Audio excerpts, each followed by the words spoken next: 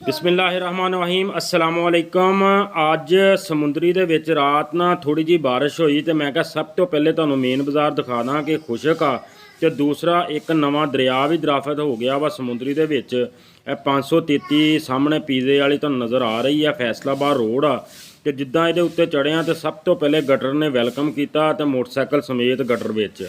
ਤੇ ਫਿਰ ਉੱਠ ਕੇ ਕੱਪੜੇ ਕੁਪੜੇ ਸਾਫ਼ ਕਰਕੇ ਥੋੜਾ ਜਿਹਾ ਅੱਗੇ ਨੂੰ ਮੋਟਰਸਾਈਕਲ ਤੋਰਿਆ ਤੇ ਆ ਗੋ ਫੈਸਲਾਬਾਦ ਰੋਡ ਤੇ ਜਿਹੜਾ ਪੰਪ ਆ ਤੁਸੀਂ ਚੈੱਕ ਕਰ ਸਕਦੇ ਆ ਕਿਸ ਤਰ੍ਹਾਂ ਪਾਣੀ ਖੜਾ। ਮੈਂ ਦੇਖ ਕੇ ਅੰਦਾਜ਼ਾ ਲਾਇਆ ਕਿ ਹਜੇ ਤੇ ਬਾਰਿਸ਼ ਕੋਈ ਐਡੀ ਖਾਸ ਨਹੀਂ ਹੋਈ ਤੇ ਫਿਰ ਵੀ ਇਹ ਹਾਲਾਤ ਸਮੁੰਦਰੀ ਦੇ ਹੋਏ ਆ। ਮੇਨ ਫੈਸਲਾਬਾਦ ਰੋਡ ਦੇ ਹਾਲਾਤ ਇਹ ਆ ਤੇ ਜੇ ਬਾਰਿਸ਼ ਥੋੜੀ ਜਿਹੀ ਜ਼ਿਆਦਾ ਹੋ ਜੇ ਤੇ ਪਤਾ ਨਹੀਂ ਕੀ ਹੋ ਜਾਣਾ। ਮੈਨੂੰ ਤੇ ਇਸ ਤਰ੍ਹਾਂ ਮਹਿਸੂਸ ਹੋ ਰਿਹਾ ਸੀ ਜਿੱਦਾਂ ਕੋਈ ਦਰਿਆ ਦੇ ਵਿੱਚੋਂ ਦੀ ਮੋਟਰਸਾਈਕਲ ਦੇ ਵਿੱਚ ਬਹਿ ਕੇ ਤੇ ਮੈਂ ਲੰਘ ਰਿਹਾ ਵਾਂ ਤੇ ਤੁਸੀਂ ਵੀ ਦੇਖ ਸਕਦੇ ਆ ਕਿ ਹਜੇ ਬਿਲਕੁਲ ਨਾ ਮਾਮੂਲੀ ਜੀ ਬਾਰਿਸ਼ ਹੋਈ ਆ ਤੇ ਇਹਦੇ ਬਾਵਜੂਦ ਪਾਣੀ ਖੜਾ, ਦੁਕਾਨਾਂ ਡੁੱਬੀਆਂ ਹੋਈਆਂ ਤੇ ਸਭ ਤੋਂ ਮੇਨ ਚੀਜ਼ ਕਿ ਇਹ ਫੈਸਲਾਬਾਦ